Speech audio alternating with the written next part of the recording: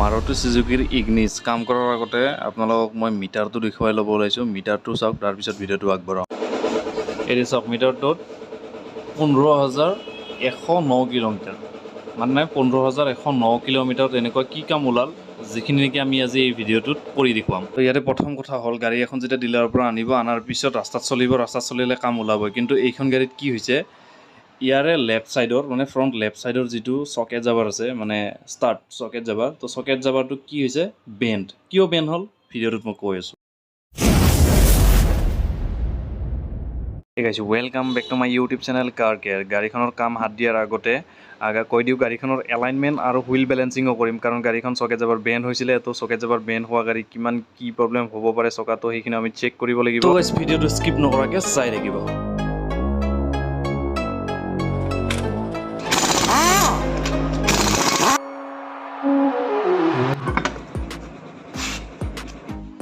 তো গাইছে, এতিয়া মই আপোনাক ক'ব গৈ আছোঁ, চাওক চকেট জাবাৰটো চাই হয়তো আপুনি কিবা অলপ হ'লে গম পাইছে। কি গম পাইছে চাওক, ওপৰৰ যিটো পেইণ্ট আছিলে, পেইণ্ট ৰিমুভ হৈ পেলাই ষ্টিল ওলাই গৈছে, লগতে চকেট জাবাৰটো তল পিনে কাট খাই গৈছে।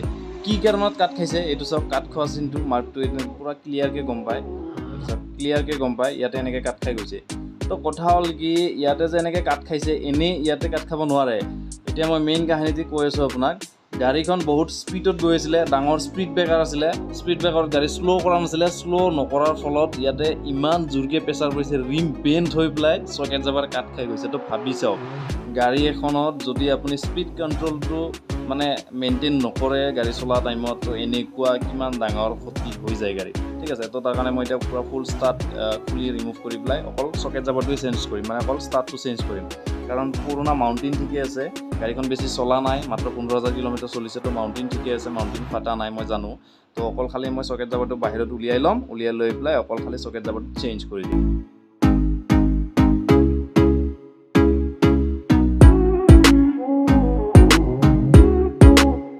ষ্টপ পিনে খোলা কমপ্লিট হৈ গ'ল, কিন্তু ওপৰত এই বৰ্ডখন খুলিব লাগিব। এইখন বৰ্ড কি হয়তো আপুনি গম পাই গৈছে, তথাপিও মই কৈ আছোঁ, এইখন হৈছে ECM। গোটেই গাড়ীখনত যিমানবোৰ চেঞ্চৰ লাগি আছে, গোটেই চেঞ্চৰবিলাকক কণ্ট্ৰল কৰে এই বৰ্ডখন। তাক আমি কওঁ ইলেক্ট্ৰিক কণ্ট্ৰল মডিউল। এতিয়া আপুনি ভাবিব মই এইখন কিয় দেখাই আছোঁ। চাওক, চকেট জাবাৰটো তলৰ পৰা ওপৰলৈকে এনেকুৱা, কিন্তু ওপৰত আছে তাৰ এটা মেইন মানে নাট এটা ইয়াতে লাগি আছে। তো সেই নাটটো এই বৰ্ডখন ৰিমুভ কৰাৰ পিছতহে মই খুলিব পাৰিম। তো এইখন মই ৰিমুভ কৰি লওঁ, তাৰ পিছত খুলি আছোঁ চকেট জাবাৰ। এচিও খোলাৰ আগতে সদায় বেটৰী টাৰ্মিনাল ৰিমুভ কৰি ৰাখিব লাগে। তো মই এতিয়া পজিটিভ টাৰ্মিনালটো ৰিমুভ কৰি ল'ম।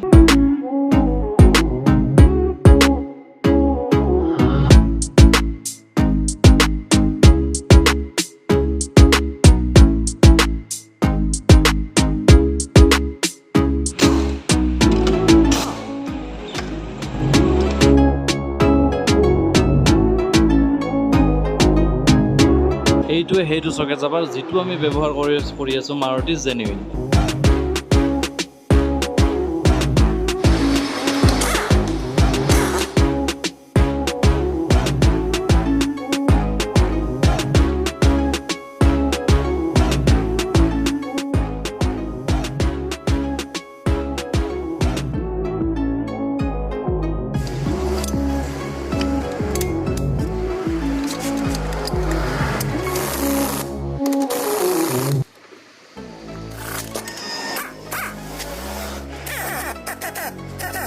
তো চাওক, যোনটো চকাই চকেট জাবাৰ বেণ্ড কৰিছিলে, মানে ষ্টাৰ্টটো বেণ্ড কৰিছিলে, সেই চকাটোক মানে সেই ৰিমটোক এতিয়া বেলেঞ্চিং চেক কৰি দেখুৱাম।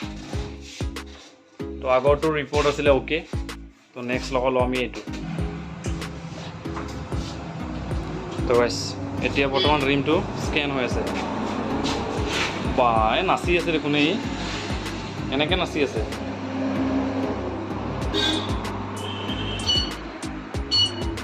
আপোনালোকে নিজে চাওক, ইয়াতে ৱেট কিমান বেছি দেখুৱাইছে, 195 285। তো ইমান বেছি ৱেট হয়তো ট্ৰাকৰ চকাতহে লাগিব পাৰে, কিন্তু সৰু গাড়ীত ইমান বেছি ৱেট কেতিয়াও নালাগে।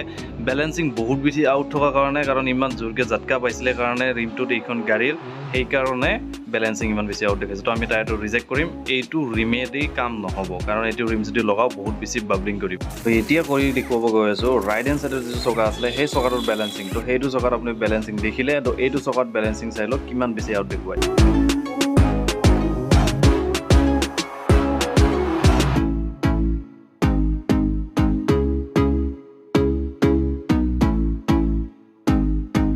আগতে কৰা হুইলটোক সাইডত ৰাখি পেলাই বাকি নতুনকৈ স্ক্যান কৰি আমাক দেখুৱাই আছে যে এইটো হুইলত কিমানখিনি বেলেন্সিং আউট আছে তো আমি লাষ্ট এতিয়া ফাইনেল চেক আউটত চাম দেখিছে 35 গ্ৰাম আউটাৰ সাইড আৰু ইনাৰ সাইড আছে 30 গ্ৰাম 35 আৰু 30 গ্ৰামৰ ওয়েটখিনি ৰিমটোত এপ্লাই কৰিব লাগিব যিখিনি জায়গাত বেলেন্সিং আউট দেখুৱাইছিলে তাত মই ফিক্স কৰিব লাগিব তো মোৰ হাতত এইটো 35 গ্ৰামৰ ওয়েট আৰু মই এতিয়া এনেকৈ ইয়াত ফিক্স কৰিম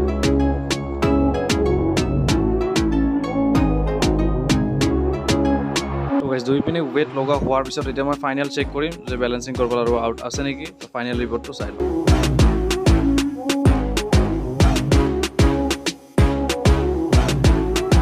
ইয়াৰ স্ক্যানিং কমপ্লিট হোৱাৰ পিছত আমাক ফাইনেল ৰিপৰ্ট দিছে যে বেলেন্সিং ওকে আছে আৰু ইয়াত আউট নাই এতিয়া আমি কৰিম কাৰখনৰ হুইল এলাইনমেন্ট